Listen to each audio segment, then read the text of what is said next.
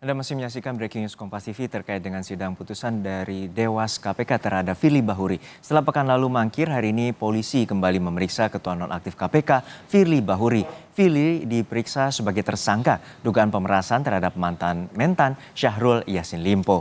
Kedatangan Firly ke gedung Bareskrim Polri luput dari pantauan awak media yang telah menunggu kedatangannya sejak pagi. Firly diduga masuk ke dalam gedung Bareskrim tidak melalui pintu tamu yang umum digunakan. Sebelumnya Firly tidak memenuhi panggilan pemeriksaan Bareskrim pada pekan lalu. Ketua Nonaktif KPK kini berstatus sebagai tersangka atas kasus dugaan pemerasan terhadap Syahrul Yassin Limpo. Menurut penasihat hukumnya, Firly akan mengklarifikasi sejumlah hal yang kurang seperti aset yang tidak dilaporkannya di Laporan Harta Kekayaan Penyelenggara Negara atau LHKPN. Saat ini kami telah terhubung dengan jurnalis Kompas TV Dian Silitonga yang saat ini berada di gedung KPK Jakarta. Dian, seperti apa tadi penjelasan dari Dewas KPK pasca membacakan putusan terhadap Firly Bahuri yang dinyatakan bahwa melanggar berat kode etik dari Dewas KPK?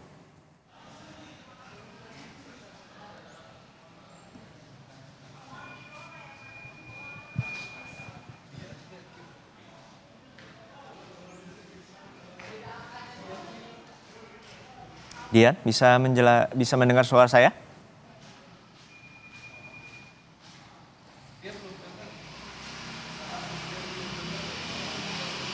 Dian?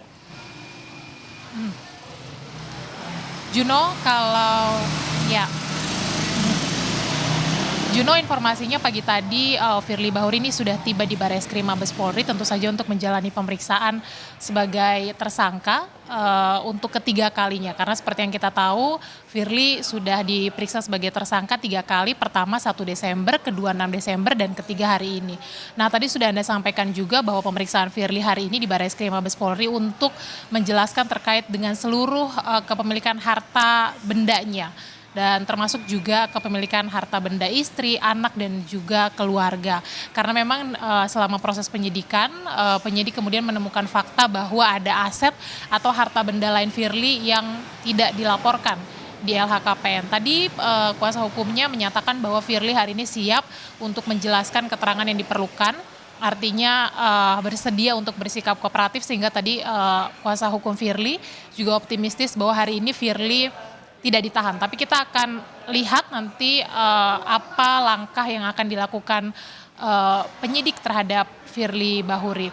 Tapi kalau kita mencermati beberapa hal, Juno, seperti misalnya ada sejumlah alasan-alasan objektif dan juga subjektif yang dinilai menjadi dasar bagi penyidik untuk bisa langsung menahan Firly Bahuri usai menjalani pemeriksaan hari ini. Misalnya alasan objektif adalah berkas perkara Firly Bahuri dinilai sudah lengkap, kemudian juga sudah cukup alat bukti. Kemudian kalau melihat dari ancaman pidana terhadap Firly yang menggunakan pasal-pasal berlapis seperti pasal gratifikasi, kemudian pasal suap, dan juga pasal pemerasan, maka hukuman maksimalnya adalah penjara seumur hidup. Artinya secara objektif ancaman hukuman di atas 5 tahun ini bisa langsung dilakukan penahanan. Kemudian secara subjektif, melihat tingkah pola Firly Bahuri selama proses penyidikan yang beberapa kali mangkir, maka penyidik juga dinilai bisa langsung melakukan penahanan terhadap Firly.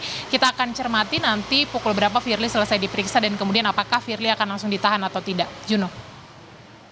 Baik, hingga saat ini seperti apa juga dari penyidik telah memeriksa Firly Bahuri yang informasinya bahwa telah berada di Bareskrim Polri sejak pukul 10 tadi dan melewati pintu belakang dan juga tidak diketahui oleh para awak media. Ya, seperti itu memang, Juno, kondisinya. Disampaikan bahwa Firly sudah tiba di Bareskrim Mabes Polri sekitar pukul 9.30 pagi. Tapi awak media atau kami, wartawan yang menunggu di lobi tengah Bareskrim Polri ini tidak melihat kedatangan Firly Bahuri. Artinya memang Firly melewati pintu lain. Nah, kalau sesuai dengan jadwal, harusnya Firly sudah mulai diperiksa sejak pukul 10 pagi tadi. Artinya sudah hampir 3 jam Firly menjalani pemeriksaan.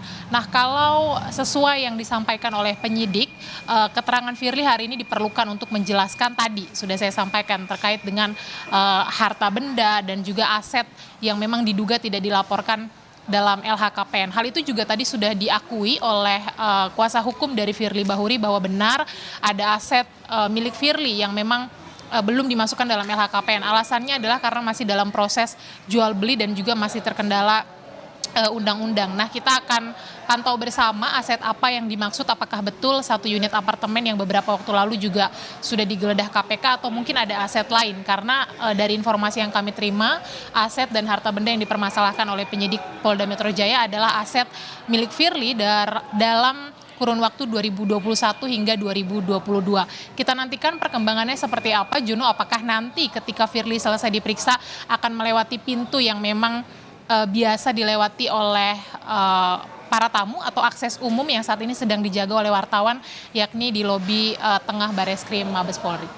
Baik, kita Juno. nantikan bagaimana pemeriksaan terhadap Ketua Nonaktif KPK Firly Bahuri dan apakah juga akhirnya pihak dari kepolisian akan menahan Firly Bahuri atas kasus dugaan pemerasan terhadap Syahrul Yassin Limpo. Terima kasih rekan Dian Silitonga dari Bareskrim Mabes Polri.